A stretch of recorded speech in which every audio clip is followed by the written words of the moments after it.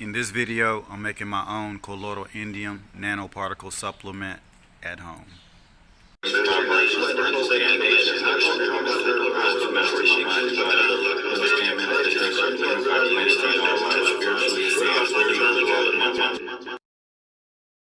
Okay, we're here. This is part 3 of my video. In this video, I'm going to actually make colloidal indium. In the other 2 videos, I just pretty much talked about it, explained it, shared my experience, but we're going to actually make it in this video. I'm making it at home, step by step. I'm going to basically share my whole experience of making it with you and show you how to do it. Remember, this is for education and entertainment purposes only. Do your own research. Right now, it's early in the morning. I was hoping I could catch a sunrise, but it's raining, so I've been forced to switch it up and just sit on my porch and kind of watch cars go by until I take off and head to work. Anyways, let's make some colloidal indium. I'm about to show you everything that you'll need to start the process. The first thing you're going to need is water. You're going to need distilled water. The water cannot have any impurities in it. It's got to be distilled water. The next thing you'll need is an electrolyte to go into the water, and it'll conduct the electricity that you use. And it's Himalayan pink salt. Also, another added benefit of using Himalayan pink salt is that it's full of other minerals. So you get that benefit also. You get to get the other minerals along with the mineral that you're targeting, which is the indium mineral. We're making indium colloid. The next thing you'll need is trisodium citrate. Trisodium citrate. Something that you can use in place of this is baking soda, sodium bicarbonate. That would work in the place of this. I've done it before. And the next thing you'll need is corn syrup. Corn syrup. Some people prefer honey over corn syrup, but in my experience, corn syrup works far better. I understand honey is preferred, it's more natural, and all of this, but the corn syrup lacks the impurities that honey has, and it's much easier to accomplish what you're trying to accomplish here. With the honey, it just makes the process more difficult, and the amount of corn syrup that you use is so negligible that it wouldn't affect, if you're concerned about health, it wouldn't affect your health anyway, because you're using at max a spoonful. You've seen in my other videos, I've used just a drop. So using a drop to make a product that would last you 2 months, so it's negligible. Next thing you're going to need is you'll need a jar. I'm using this jar to make my product, my colloidal indium, and this is where my water is going to be poured in, and this is where the electrodes are going to be connected to my mineral in order to be deposited into the water to make the colloidal components. It's going to be, I'm using trisodium citrate, so it's going to turn into indium citrate. If I used baking soda, it will be indium bicarbonate or something like this. The next thing you're going to need is a battery or an energy pack where you're going to get your electricity from. I use this, and I suggest you check out my other videos, the colloidal gold, where I made that and talked about it, and the colloidal platinum. I use this, and it kind of gives you, it kind of explains and shows you how I work with this. But a battery pack works good for this. But if you don't have this, I prefer this. This is, it works the best for me, and it's simplified. But if you don't have this, you can just use a battery. You can use like a 9-volt battery, connect 9-volt batteries. You could use that. It'll probably take longer because the battery's smaller, but you could use a battery. You could use a car battery. But if you used batteries, then the process will be slightly different, and you know, you can't really follow what I'm doing here because there would be slightly different precautions you'd have to take. So you'd have to learn how to work with that battery, but it's really simple. But you know, that's not what I'm doing here. So I'm doing this. And the next thing you'll need is a place where to heat your water. Right now, I got this kettle and I got the distilled water heating in this kettle right now. Got it slowly heating. You want that water preheating. You want that water nice and warm or nice and hot before you put the components into it, because you really want those components to dissolve in the water really, really good. The more dissolved the components are before you start adding the electricity to it, the far better your product will be at the end. Oh yeah, the last thing that we're gonna need is the mineral, the indium. If you look here, this is my indium. This is 1 ounce of indium, and if you look, this looks corroded, right? It is corroded. Let me rub my hand on it, and if you see the corrosion on my finger, the reason it's corroded is because I've used it for about 3 years. Before it had 99.9% indium engraved on it, but indium is a very malleable metal, very soft. They say you can bite through this, but I wouldn't try to bite through it. I don't think I would make it. And it's very soft. If you look here, it's bent because of me pinching it with the clips. And so you need indium. And of course you have your clips here. This is the positive. The positive side is where the indium goes, and you have the negative. The negative side is not important, but you want to put something in the water that you trust. And this is platinum. This is pure platinum, 99.9% platinum, and I put it in the water. I don't want the clips going in the water because the clips are cheap minerals, and whatever's in that, I don't want it touching the water because I don't want it to interfere. Even though I don't think it works that way, where the contents of the clip can go into the water, but I don't want to take any chances, so I put the platinum on this clip. And if you see my other videos, this is my platinum, and if you look, this is 1 ounce of 99.9% platinum, and you don't need this much. You don't need an ounce like I'm using. But you can use a very, very small amount. As long as it sticks into the water and conducts and releases the ions off of it, that's your goal. But this is how much I have, because I guess I want it to last for a while. And if worst came to worst, I could sell this and get some good, decent money from it. And I've made colloidal gold video. This is my gold. This is my gold. Again, 99. Focus. My gold, 99.9%. So you want the purest of metals that you can use. You don't want anything that's impure. You want it 99.9 if you can get it. You want it well over 99%. You don't want anything else inside of your mineral, because you want a really pure product. So that's everything so far. Have I forgotten anything? Oh yeah. If you may need a bottle to store your product. If you notice, my bottle's kind of worn, it's not black anymore, but you want to black it out so that the light can't go into it for the end product, which we'll get to later. And here's what I do to block light from going into my product. If you look at this, these are the jars that I use. This is my colloidal indium that I've already made, and it has a sock over it to prevent light from entering in, because light interacts with the ions and can down power the ions, so you want to protect it from light. And I have it in the refrigerator.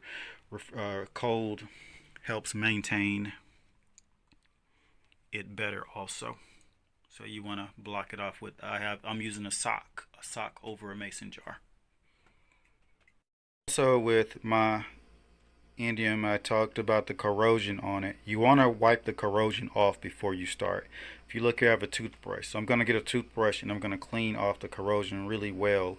Another thing, this is how my ounce of indium looks now, but this is how it looked when I first bought it 3 years ago.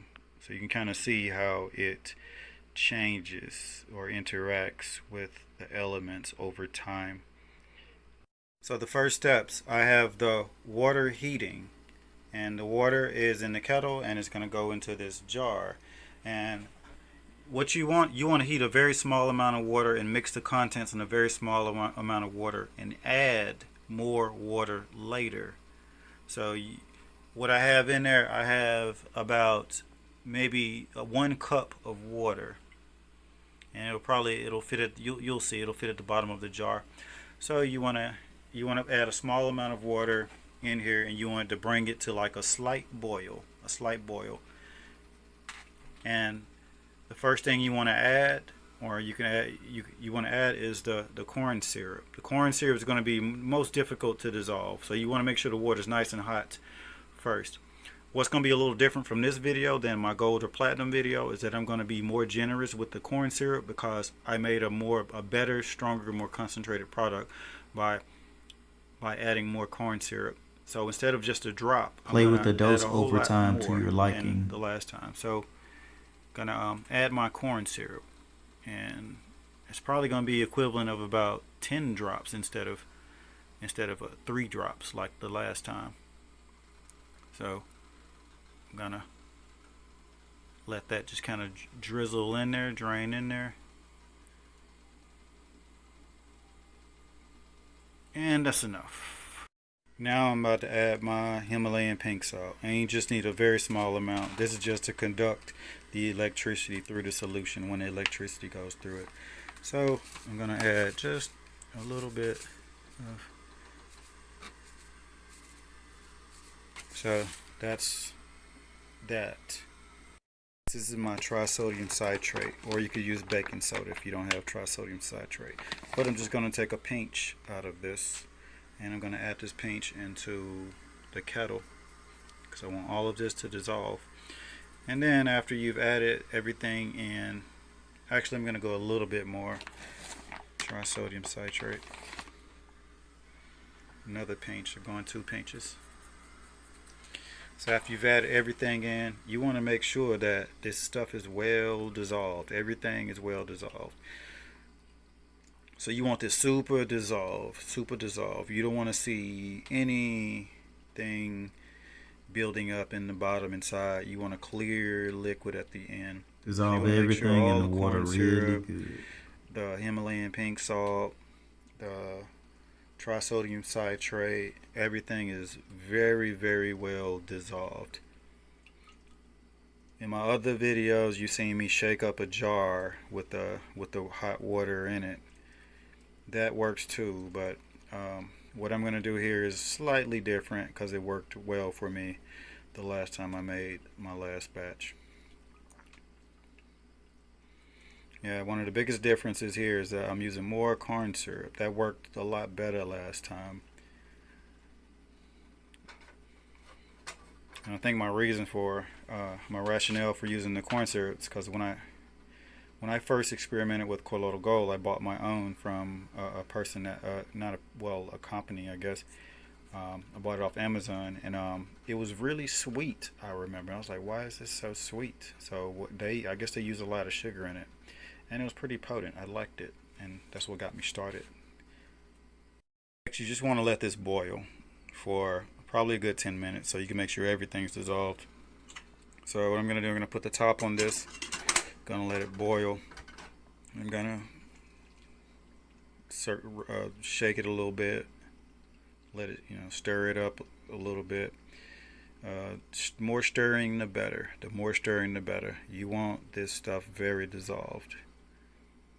You want it very dissolved. It makes a whole lot better when you make sure everything is dissolved. So I think it's imperative that everything is very well dissolved. All the salt, all the trisodium citrate, if you use baking soda instead of trisodium citrate, and of course the corn syrup. It can be sticky, so you definitely want that dissolved, and it could like burn. It can burn and kind of add impurities into your product. So what I'm going to do is I'm going to sit this down on here, and I'm going to leave it for about 10 minutes, 10 or 15 minutes.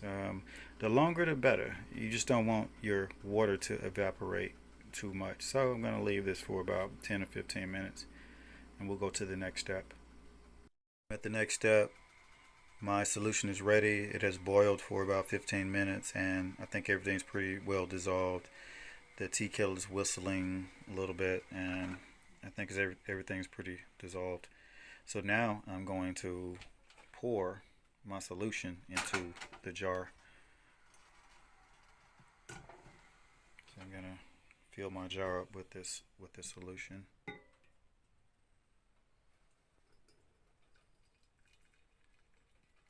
If you see, nice and clear, the way it should be.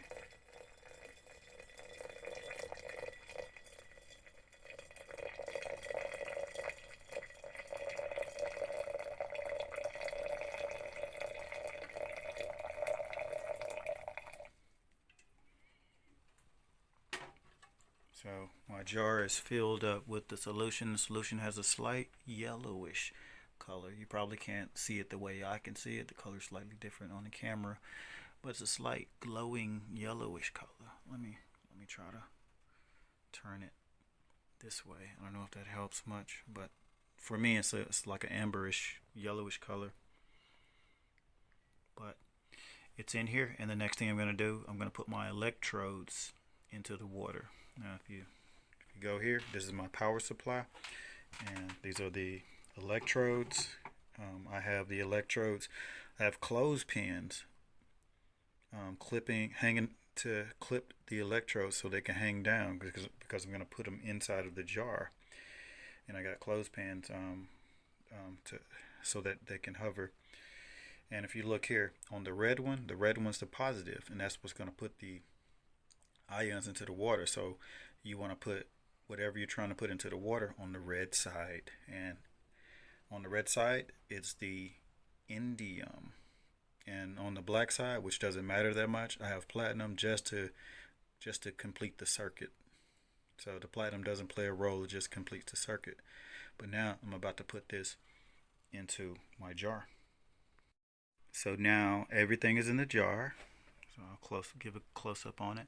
You see the clothespins, the clips are hanging from the clothespins, and if you look inside of the jar, the indium is hanging from the red side and the platinum is hanging from the black side. And if you look underwater, they're both dipping underwater. Now notice the clip does not touch the water, only the indium and the platinum is touching the water. If you see the clip, you can see the clip is not touching the water. But what I'm about to do, I'm going to fill this up until it goes up a little bit more so that it covers more of the indium, but it doesn't touch the clip. And the same thing with the platinum. If you notice the platinum, there's the clip, and it's all above water. But if you go underwater, you can see it's underwater. So there's surface area underwater. So I'm about to fill it up with water a little bit so that it covers more surface area, and it makes the solution more quickly and more efficiently. So I filled it up as high as it could go without actually touching the clip.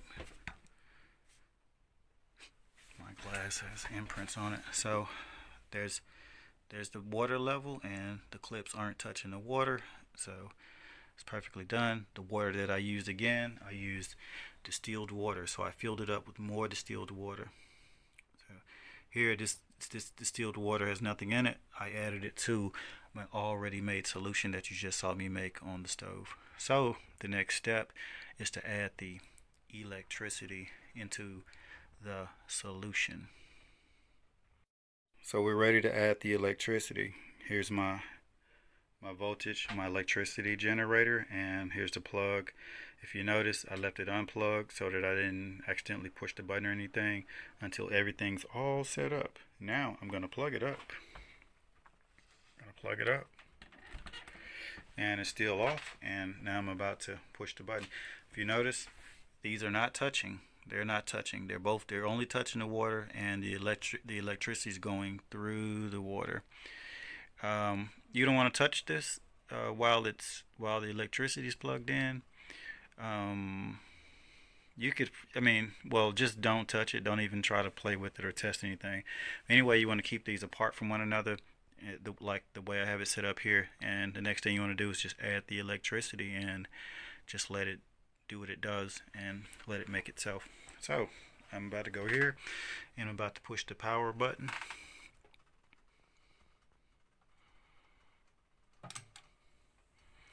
If you look at the top is the voltage is 30 volts for this. And if you look at the bottom, 0.884 amps. And if you look, the amps are going, looks like they're going up. 887, 888, 887, 886, 885, 3, 882, 881. They're trying to go down. They're trying to go down. So if you're using this method, what you're going to notice is that the current is going to slowly go down. Now the technique that I use, I let this go until the current goes down as far as it wants to go, and it stagnates and stays at a certain point. That when that happens, I know it's fully saturated. So if you see, it keeps dropping down, 6.6, 6.5, 6.4. And if you look at the glass, what's going on here is that you can already see, you see the oxidation building up on the indium. Indium oxidates a lot, so this oxidation building up on it. And if you look on this side, if you look at this side with the platinum, there's lots of bubbles come off the negative side, which is the platinum side. Lots of bubbles, and not really much on the red side, and that's supposed to be normal. Again, check out my colloidal gold video, my tutorial on that, and the platinum. They were a lot more organized than this one and cleaner to see. And I'm using the same method, except that I used a lot more corn syrup this time because it seems to work better, particularly for this one. But I haven't tried it with my colloidal gold or my colloidal platinum. So if you look closely, you can see the oxidation building up pretty quickly on here. And if you look, it's steady going down, 0.821. Remember at the beginning it was 0.88 something. Now it's 0.8810. It was 0.880. Now it's like 0.810. It's gonna go well below 0.700 something. And that's gonna, usually it takes about 15 minutes to happen. Indium's pretty quick on making and completing itself.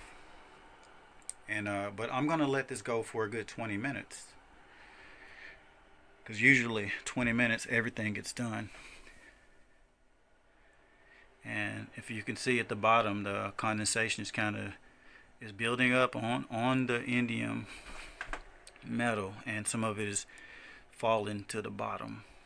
And that's not what you wanna take. You want to throw that away at the end of the process, which I'll show you later, and just use a clear liquid. The liquid will be saturated with the indium ions, and the indium ions will be connected to the citrate, so it'll be like indium citrate. I forget exactly what the sugar does, but it plays a key role. I think the sugar, it connects to the sugar, and that's part of it becoming bioavailable for the body to use. As it becomes bioavailable, which the body can use it. Like you couldn't, with the indium, if you just use it without this process, it would not be bioavailable, and the body would not be able to use it. Because what we're doing here is we're putting very, very, very extremely small nanoparticles into the water, and the nanoparticles are much more interactive with biology and it's much more potent. The bigger molecules, if they're too big, they don't interact. Like with if they're too big, they don't interact. The smaller they get, the more interactive they get, and that's what we're doing. We're letting off very small interactive particles, and they're combining with the sugar and the citrate, and they become bioavailable, and the body can use it as like a vitamin or a mineral, which is what we're doing here. So I'm going to let this sit, and if you look, we're in the 0.76. Remember, we started at 0.880. So we're going to just let this sit for another 15 minutes, and then we're going to come back and check out the finished product. If you look, there's a corrosion buildup on the indium. What you could do, you could stop the process, disconnect the electricity, unplug it, and take off the indium metal and clean it off and reconnect it and start back over, so that you get more indium ions without a mess. So that's another way you could do it, but I'm not going to do it. I'm just going to let this go all the way through, because it has worked this way for me before. But I've also done it the other way, where I took it off in the middle and cleaned it up. Do a quick check on this. There's only been about 7 minutes that has passed, and for you it probably looks like a different color, but it's like a yellowish color to me. You know, the videos. For the other colloidals, the way I measured how much of the ions are in the water, I used a TDS meter, which is this thing. But this thing has been acting up on me, and it's been giving me off readings for some reason now. It was giving me good readings before, but the readings are off now. So I'm not going to use it this time, but I will tell you how to use it. So basically, how you use it is, before you start the whole process of adding the electricity to the water, you want to check how much solution, you want to check how many particles are in the solution. And then you want to write that number down. And then you want to add the electricity and do this whole process. And after the whole process is finished, you measure again and write that number down. The difference between those two numbers will tell you the parts per million that is in your solution. And typically, my guess from doing this over and over, it'll probably be like 100 parts per million or something like that. And that's quite a bit. That's pretty rich. Ideally, you want about 50 parts per million. But I get 100, sometimes I get 200, which in that case, if you get that amount, then you just cut the dose in half. You know, really you should just start with the smallest dose anyway and just go from there, because this is a trace mineral, and you don't need a lot to have any effect really. A little bit goes a long way, and if you just do a little bit daily, you'll catch up anyway. You don't need a lot of this. So I just wanted to throw that in there. And what I'm doing here is I'm not going to use this TDS meter to measure it. I'm just going to use a typical time that I've been using. So this my battery is 30 volts. So I do 30. It's a 30 volt battery, and I do this for 15 minutes. And for me, this works the same, and it works for me. The biggest difference I saw was when I added more corn syrup. I noticed that I had like a much more profound effect. It was much more potent. So I had to use a lot less, just by going off of the feel. And indium is not really, if you've watched my first two videos, this is a part 3, it's not really toxic. You have to take a lot for it to be toxic. Actually, the gold and the platinum you'd probably have more of a chance of reaching toxicity through abuse of those. But anyway, the main thing is just a little bit. A little bit goes a long way. Just do 1 drop of the finished product. If you have any questions, feel free to drop them in the comment section. Again, this is for educational and entertainment purposes only. And do your own research before you try anything. Or, if you're just watching just because it's interesting, that's great too. This has been going for a good 20 minutes, a little bit over 20 minutes, maybe 25 minutes. And I don't know if you can see the color. It's a yellow color from my point of view. On my camera it looks kind of muddy, but from my point of view it looks like a yellowish color. And there is lots of oxidation in there, and I'm gonna have to, the color's gonna change once I let it sit in a refrigerator for about an hour, and I'll show it to you a little bit later. But I still got the electricity going into it, and if you look, it's at, the voltage is set, it doesn't move, but my current is still going down.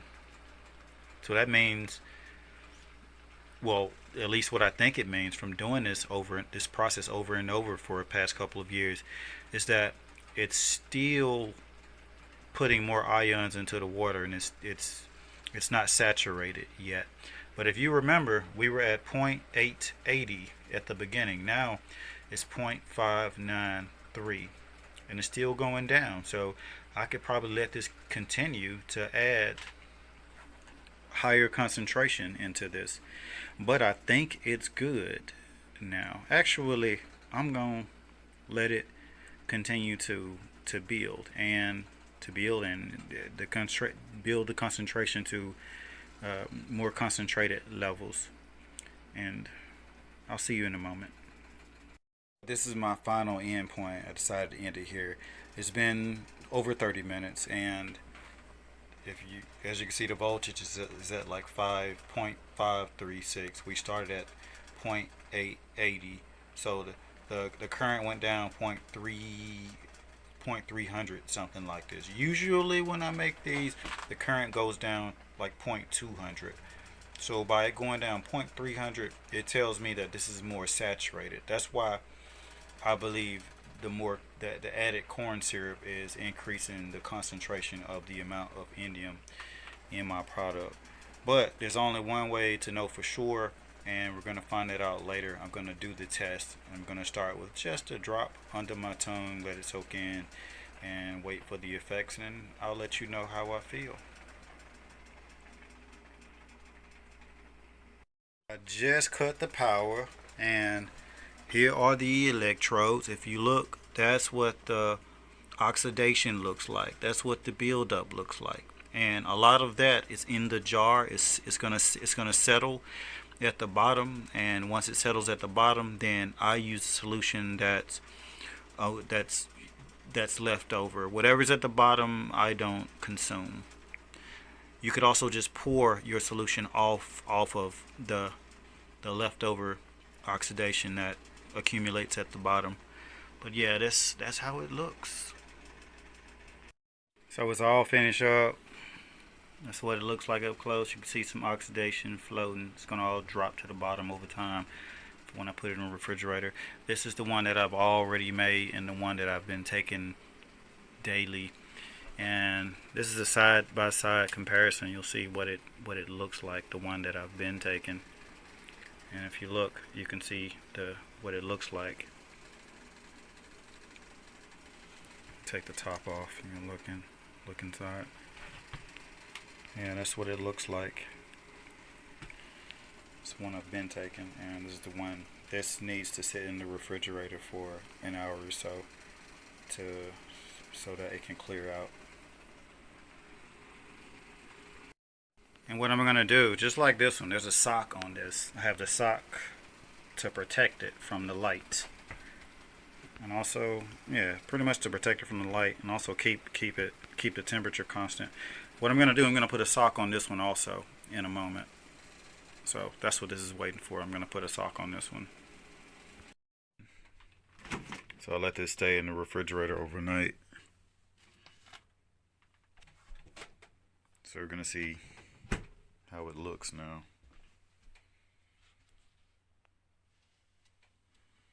Take the sock off. So the sock's taken off for a moment, and this is what it looks like. If you look at the bottom, there's plenty of oxidation, and this has it's yellow looking from my end. I don't know how it looks on the screen yet, but yeah, I'm gonna drain all of this off the top, and I'm gonna leave the oxidation, the leftover stuff that's at the bottom. So I'm gonna use the liquid as my supplement. So I'm gonna go ahead and test this out.